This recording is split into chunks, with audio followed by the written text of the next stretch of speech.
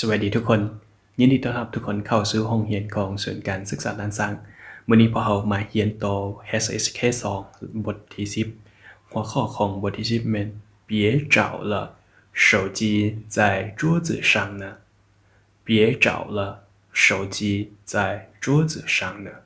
แปลว่าบ่ต้องซอกแล้วมือถืออยู่ถึงโต๊ะหันเด้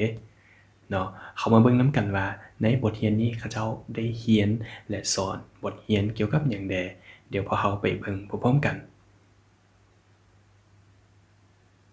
ก่อนอื่นพอมาเบิ่งที่คำศัพท์กันก่อนคำศัพท์ตัวที่1ซีกว่าซีกว่าแปลว่ามักโมหรือมักแตงโมนั่นเองอันที่2จี้蛋จี้蛋ไข่ไก่休息休息พักผ่อน吃药吃药กินยา手机手机มือถือ准备午饭准备午饭แปลว่ากะเกียมอาหารเที่ยงนั่นเองต่อไปเฮามาผสมกับคำศัพท์ง่ายๆพวกเขาสิเว้าประมาณใดมาเบิ่งพร้อมกันเนาะเวลาที่มันไปผสมกับกลุ่มคำหรือว่าประโยคมันสิเป็นแนวใดคำศัพท์ตัวที่1เนาะซีกว่าแล้วคำศัพท์ที่เสริมมาก็คือ一个西瓜一个西瓜ก็คือมักโมหน่อยหนึ่งเนาะ吃西瓜吃西瓜กินมักโมหรือกินมักแตงโมนั่นแหละเนาะต่อไป鸡蛋เนาะ两个鸡蛋两个鸡蛋ก็คือไข่2หน่วยและ鸡蛋面鸡蛋面ก็คือเฟอไข่เนาะเฟอไข่หรือว่า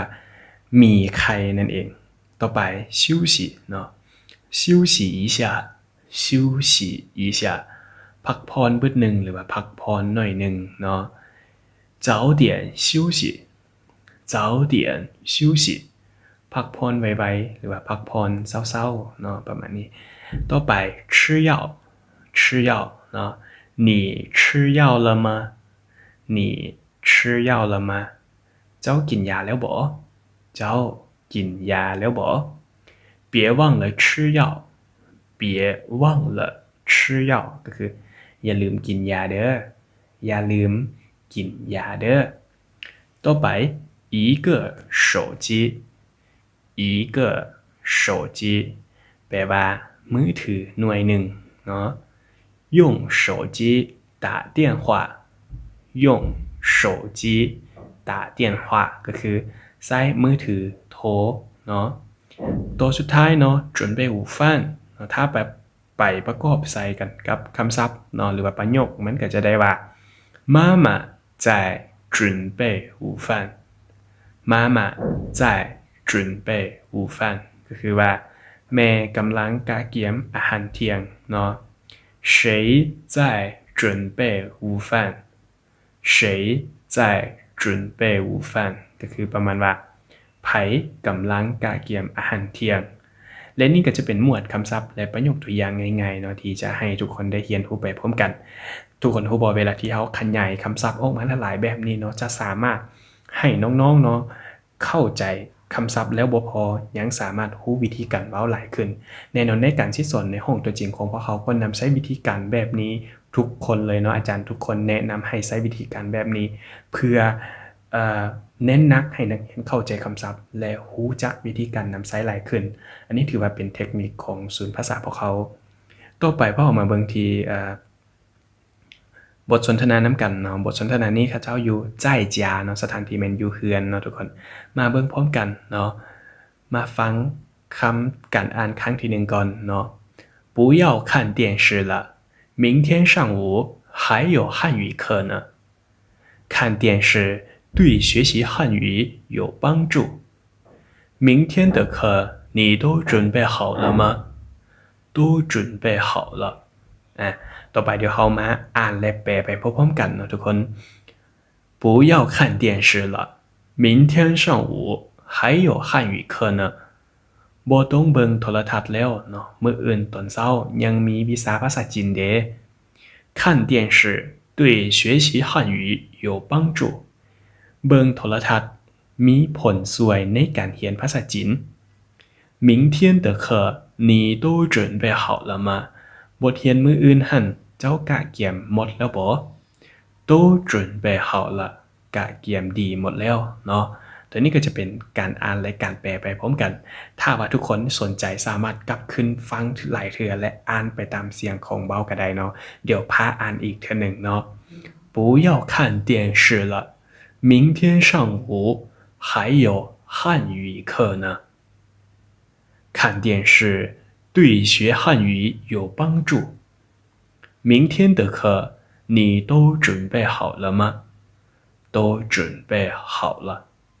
โอเคนะทุกคนต่อไปเฮามาเบิ่งที่บทเรียนที่2เนาะสถานที่แม่นจ่าย医院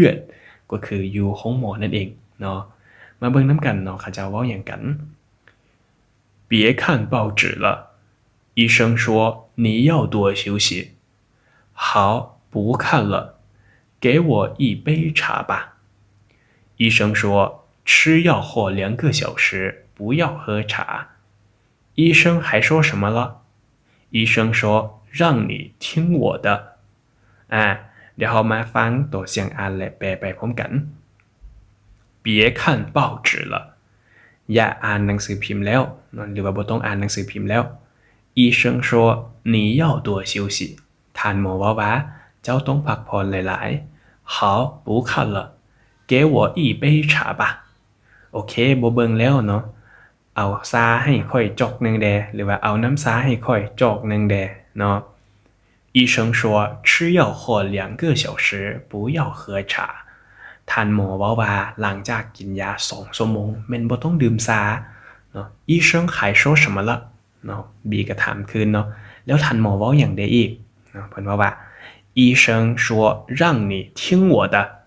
ท่านหมอว่าให้เจ้าหันฟังค่อยเนาะเอกสารกันยังไงเนาะทุกคนเดี๋ยวเฮามาอ่านนำกันอีกเทื่อนึงเนาะ别看报纸了医生说你要多休息好不看了给我一杯茶吧医生说吃药后2个小时不要喝茶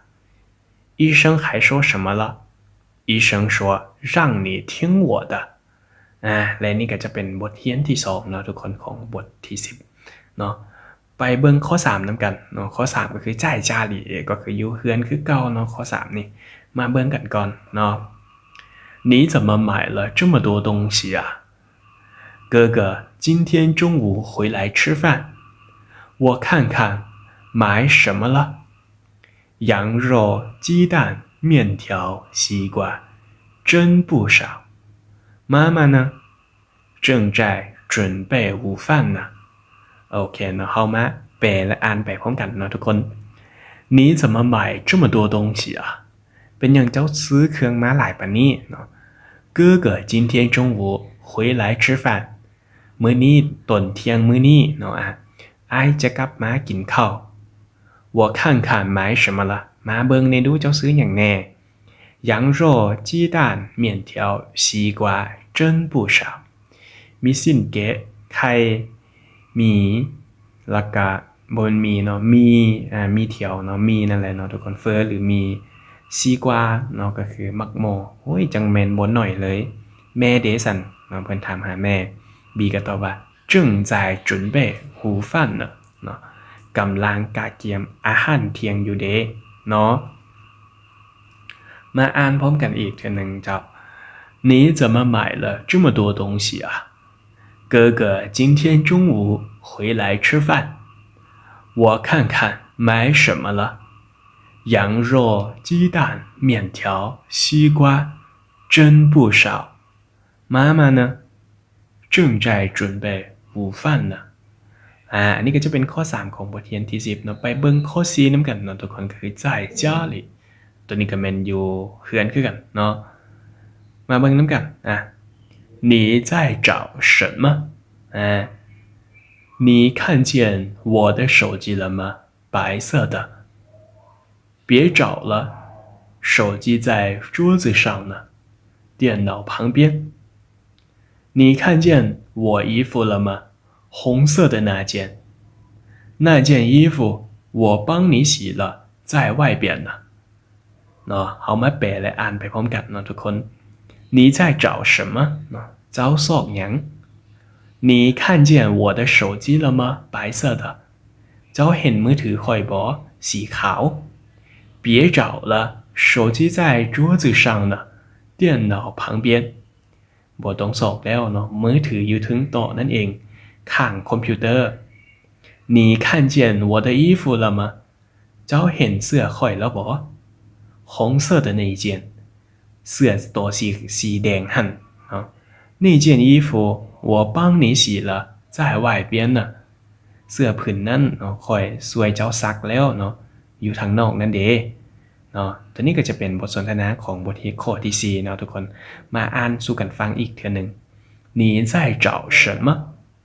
你看见我的手机了吗白色的别找了手机在桌子上呢电脑旁边你看见我的衣服了吗红色的那件那件衣服我帮你洗了在外边呢โอเคเนาะทุกคนและนี่ก็จะเป็นบทเรียนทั้งหมดของบทที่10เนาะต้องลุ้นและติดตามเรียนกันต่อไปเลยเนาะทุกคนเฮาสิได้มาเน้นและสอนแบบนี้ให้กับทุกคนเลยเนาะทุกคนและจะต้องสอนจนจบบทเรียนหลักสูตร HSK 2และจะไปต่อ HSK 3ต่อเนาะทุกคนแล้วอย่าลืมติดตามนำกันเด้อหรือถ้าว่าผู้ใดที่อยากเรียนแบบจูใจเนาะก็สามารถเข้ามาสมัครการเรียนได้ที่ศูนย์การศึกษาล้านช้างของพวกเขาเนาะตั้งอยู่บ้านจงมณีใต้เมืองไซเสถานนครหลวงเวียงจันทน์เด้อเจ้าอยู่ใกล้กันกับหอประชุมแห่งชาติเนาะทุกคนหรือว่าถ้าว่าน้องมีข้อมูลอยากสอบถามข้อมูลเพิ่มเติมก็สามารถติดต่อหาเบอร์อยู่ทั้งหลังนี้เนาะ57703970นี้เลยเนาะแล้วพอเราพบกันในคลิปวิดีโอต่อไป